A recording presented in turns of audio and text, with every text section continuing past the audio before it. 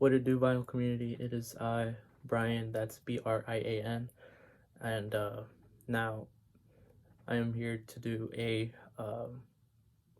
vinyl introduction video, getting myself out there to the vinyl community, and I just want to talk about where I started, where I am now, and what I hope uh, my I just want to see how my vinyl collection grows, But so let's see. I guess I'll start uh, where I was really into music. So it all started in 8th grade. I was already into pop, hip hop, rap, and basically mainstream music. And this was like towards the end of 8th grade year, and I was getting ready to go to high school, and I was going to be put in a music academy program uh, for high school because basically my older cousins went to the same high school that I went to, and I was just pretty much following their lead, and so they were in the music, so they were like, we're gonna put you in this music program. Actually, it's an Academy of Performing Arts and Music program at my high school, my old high school. I already graduated, but yeah. So that was happening. I was ready to culminate middle school, and one of my older cousins who went to the high school, you know, his place is like 10 minutes from the high school. So I started to go to his house more often because um, essentially my parents were going to drop me off there in the mornings, and then I would just walk to the high school. So that for, the 4 years that I was there. Now, my older cousin and I, back in the day, we used to play video games. So um, whenever I was there, we would either play video games or play outside, like play sports. And sometimes his neighbor, which is his friend, and my friend, he would come, and we would all play, video games or whatnot, just hang out. So I remember the craziest thing is how I really started collecting, how I really got, how I really wanted to, why I really wanted to collect records. I will tell you briefly. Actually, I'll tell you in a bit. Okay, so, and I'm sorry if I'm like a bit nervous. I mean, I in the past I've made several videos of me showing my records, but I've never posted them. They were more of like me just messing around and just being like the some of the vinyl community, some of the people in the vinyl community that I look up to and that I watch on a frequent basis. But anyways, so so after 8th grade, during the summer, I would always go to my older cousin's house, and we would, for the most part, play video games. Now, there was this game out back in 2014, 2015 called Batman Arkham Knight. Now, here I think this is where it kind of gets crazy for me, at least, because this is how it all really started. So in the game, there's a song called "I've Got You Under My Skin" by Frank Sinatra. Old Blue Eyes. And at the time, I didn't know who it was. I was just out. I heard the song and I really really liked it. And so when I came home, I searched it up. I I didn't put like "I've Got You Under My Skin." I had to type uh, Batman Arkham Knight uh, intro song, because yeah, I was only what, 14, not even 14, maybe 13. I was I was just a teenager. So yeah, I searched it up, then it came up, and then I was like, okay, so how about instead of just listening through a video of a video game, why not listen to the full song? Just find it without the game audio or whatever. So that's what I did, and from then on, I started listening to more Sinatra songs, and I just fell in love. I It was like I had not known about this artist. I had not known about us. I had only ever listened to mainstream music, which is like pop, 2000s pop, and um, hip hop and rap. By the way, I do want to say this. I am from California. I'm from Los Angeles, and I was born and raised here. So yeah, and I at the right now I am just 20 years old. I'll be 21. I'll be turning 21 in in September, so in a couple of months. So yeah, anyways, I'm anyways uh where was I? So I had never heard of like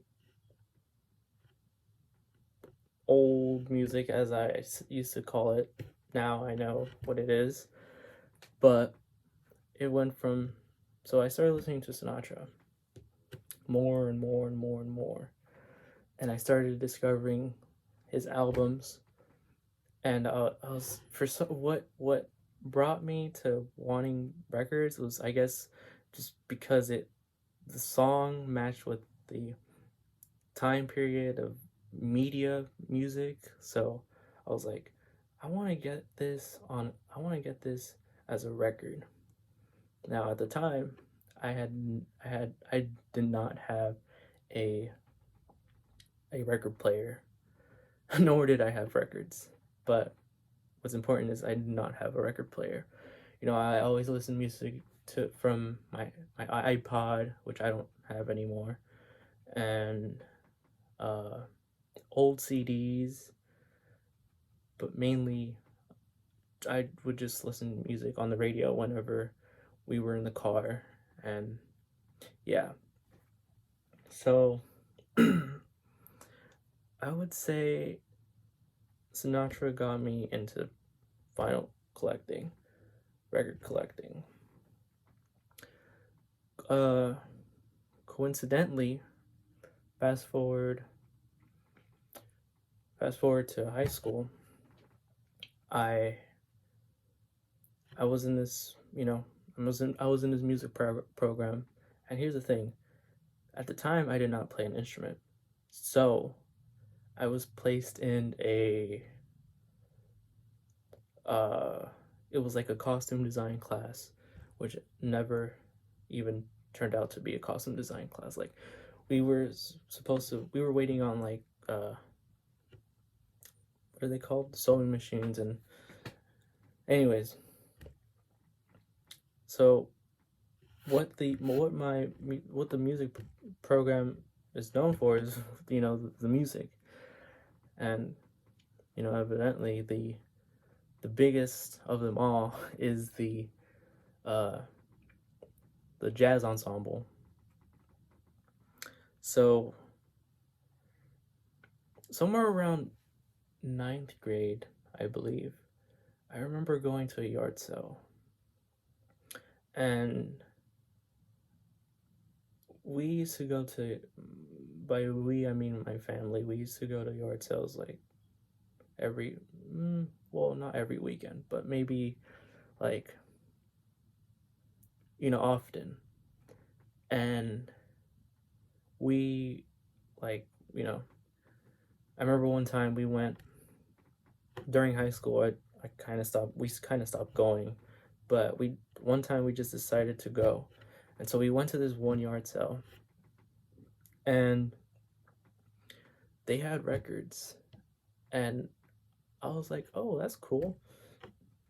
Um, this is what I wanted." They had Aerosmith's greatest hits. They had a Aerosmith greatest hit record.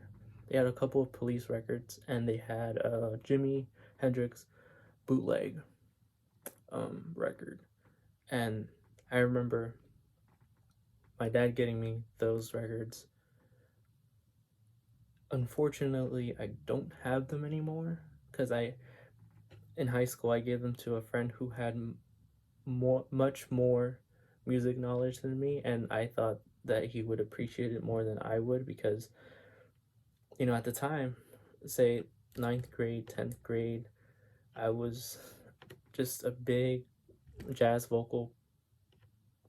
Just I was just listening to mainly that. Well, actually, not just that. So I'm gonna show you the technically the first record. First, actually, I have two, but there's this record that I want to show that pretty much got me into vinyl collecting. This record right here. And as you guys know, Frank Sinatra, this is his Songs for Swing Lovers on Capitol. This is probably the 2015-2016 reissue. And on this record, it has I've Got You Under My Skin. So I got this because of that. So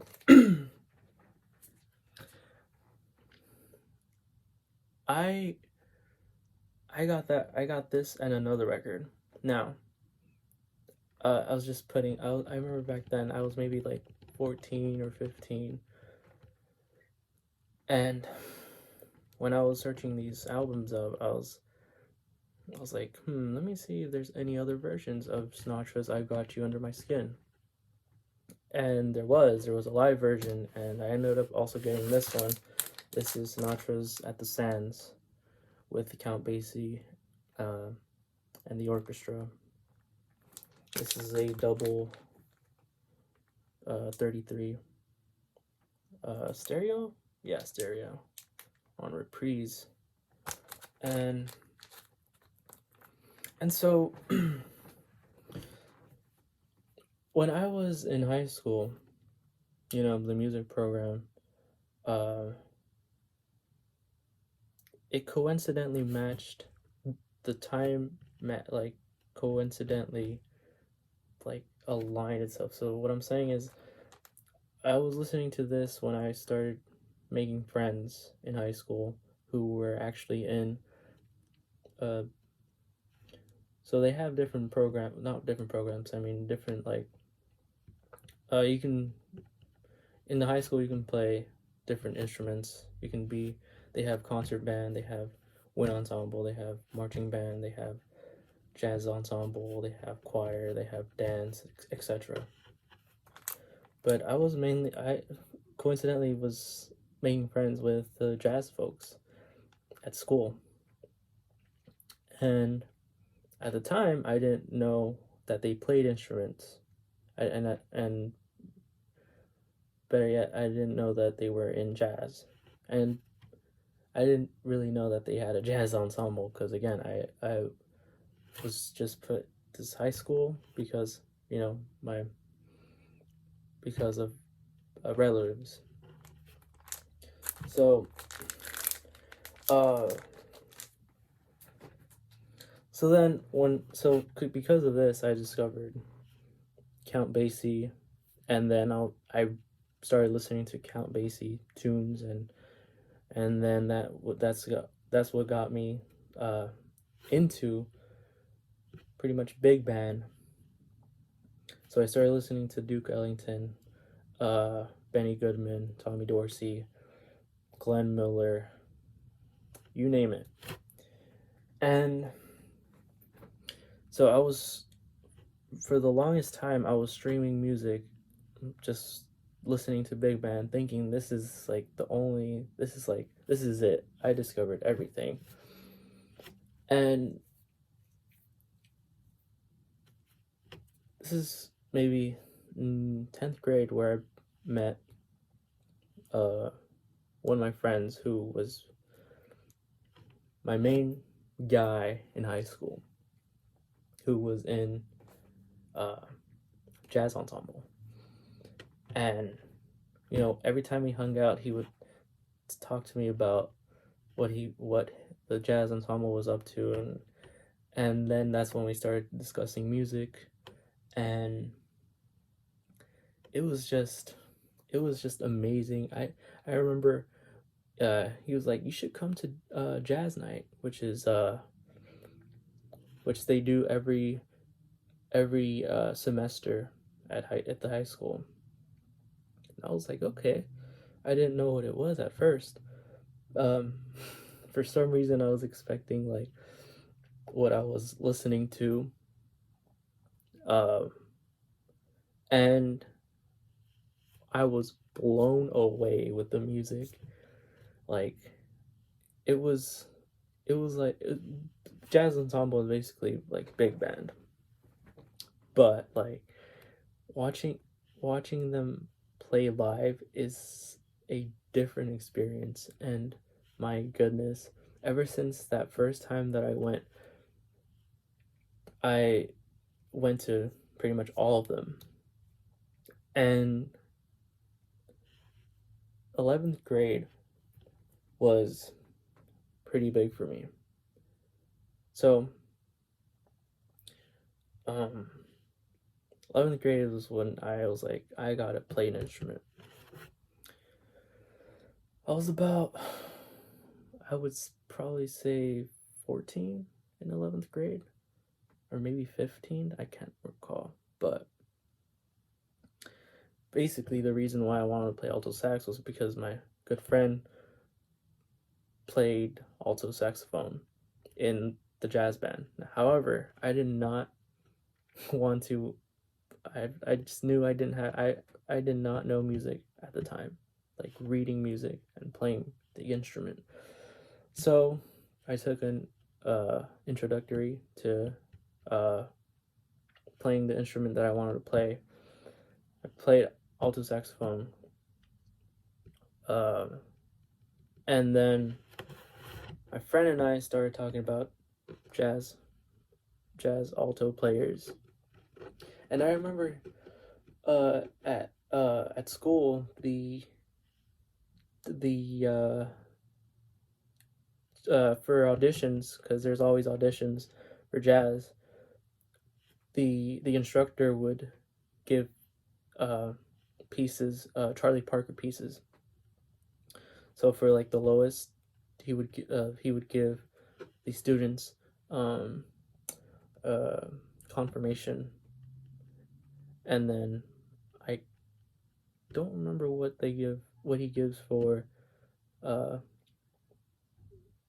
others, but I just remember confirmation. And I remember in 11th grade when my friend was telling me about him, auditioning to see if he can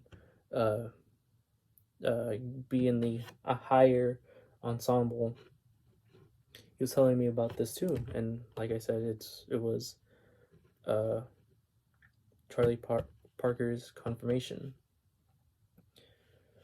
man, oh man, did that blow me away.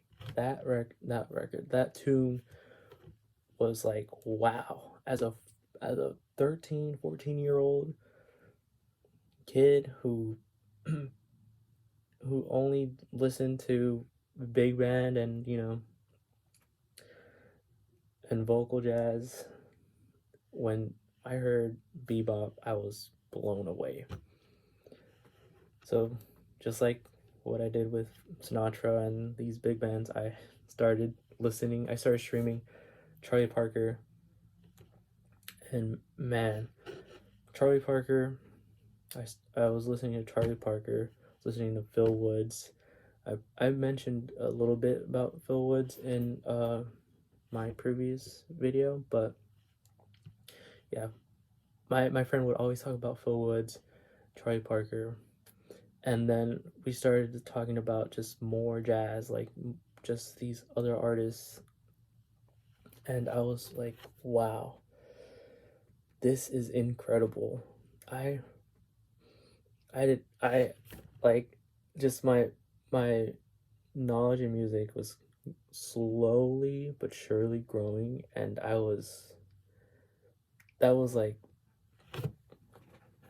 something that I will never forget, because as a alto saxophonist,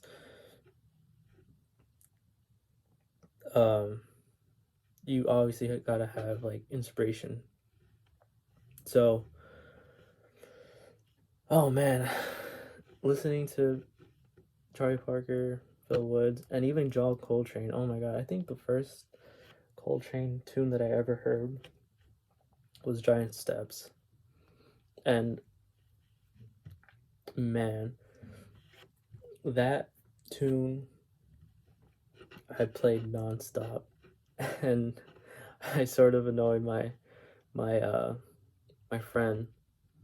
And by the way, uh, my I like although I was like just starting playing the instrument and just knowing about these artists, I was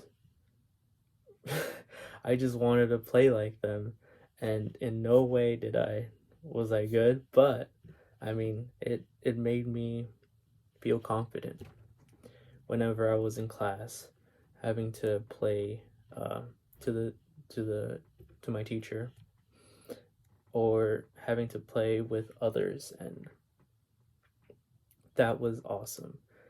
Now, also, oh my god, I didn't even mention this. Okay, so like, there was Charlie Parker, Bill Woods, John Coltrane, Dizzy Gillespie, um, Dexter Gordon. My friend introduced me to this particular artist that I mentioned in my previous video a bunch of times, I'm pretty sure. And let me just get okay, so let's see, this is maybe probably like 11th grade. This is like in the middle of the year. My friend and I, we were just discussing music in class, whenever we were in class. And I remember one time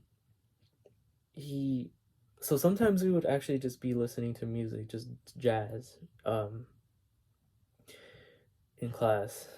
And there was this one song that he played, and he was singing it too, but when he played it, I was like, whoa, this is like vocals, and this is like the vocalist playing too, and I was like, whoa, I gotta know who this is. He obviously told me, and at the time, I wasn't really collecting per se. I was like I am now, but this is another one, like one of the albums that I wanted to get. First of all, the tune that I'm talking about me like being like, whoa, is Chet Baker's uh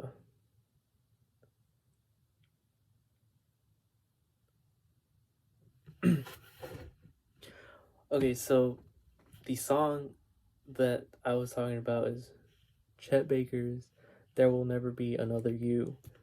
Man, oh man, did I listen to that nonstop. It, I was just like, wow, this is beautiful. And again, this is one where, like, okay, so I wasn't collecting, but this is one that I had to get, and I was like, okay, where is it? If I can get this, and uh, I have one. I have a copy right here. This is the Pacific Jazz. This is this isn't the first pressing. This isn't like the 10-inch, but this is a like LP. I guess I guess you could say this is like the first LP pressing, if that makes sense. I don't know if I'm correct, but before having this one, I had one, I had a terrible copy, a terrible pressing rather. I won't name the name of the label, but this record and this other. So obviously, once I discovered that Baker, I was like, oh my god, there's got to be more, right?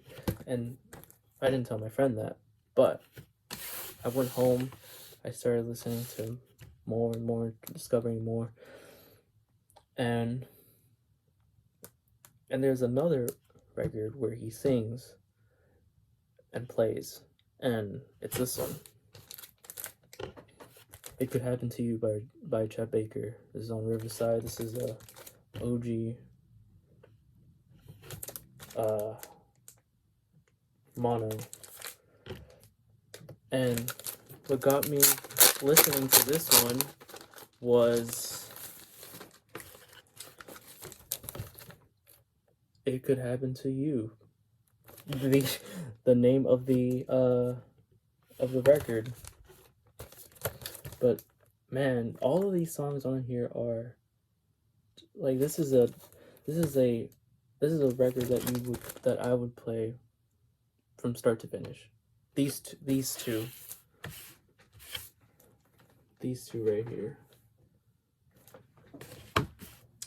But yeah, like I was just blown away with these artists, and I was like, I gotta know more. I gotta expand my music knowledge. Well, that didn't happen until maybe after I graduated because of school and high school. Like, a kid like me couldn't afford all these high pressings and records actually in general. Like, so I was happy with what I had, and I was happy that I was able to learn the instrument, the alto saxophone. Excuse me. But yeah, I had the two Chet Baker's records, different pressings at the time. I got at Amoeba, great music store, by the way. And it wasn't really until maybe 11th grade when I would go with some of my friends to record shops and just dig through records. I remember getting a Queen album and a couple more, but for a teen I had just a regular Victrola turntable, and I mean, none of these records were like, high price, but I guess these two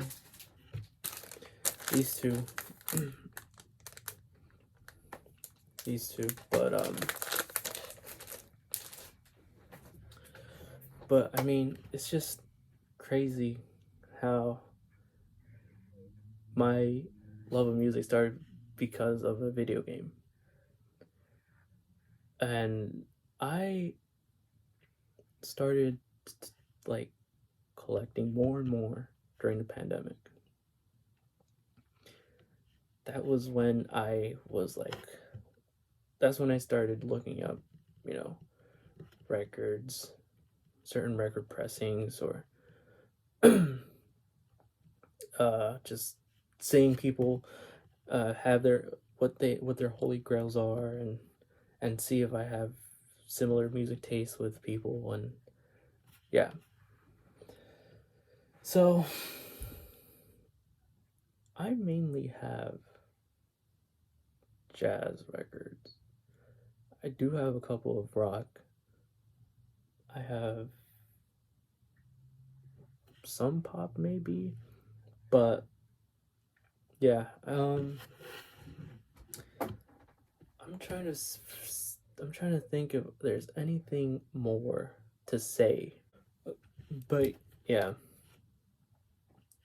2020 was when I started discovering more modern contemporary jazz records, and just records in general, I guess. I do want to give a shout out to some people in the vinyl community who I watch all the time and who I look up to as a record collector. And so shout outs to uh, Chris, Tunes from the Man Cave, uh, Bob Bradley from the Bob Bradley YouTube channel, uh, Dylan from Noble Records, uh, Mike from The In Groove, um, Melinda Murphy from Melinda Murphy, Tree uh, from A Supreme Love. Also shout out Jason from Jazz Basement. Cool dude. Well, those are just some of the people who just came to mind, and this video was probably a mess. I don't I don't even think people watch this, but you know what? It's worth a try. Hope you guys enjoy it. I will be posting more, and I did say earlier that I did make at the time back then videos of me showing records. I think what I'm gonna do maybe sometime later in the future, I will post those what I had. So I'll probably call it like an archive, uh, like uh, vinyl finds archive or something. But yeah, hopefully I can upload those um, in the future. Hopefully I didn't delete any. I don't think I did. But yeah, hopefully you enjoyed. And thanks for watching.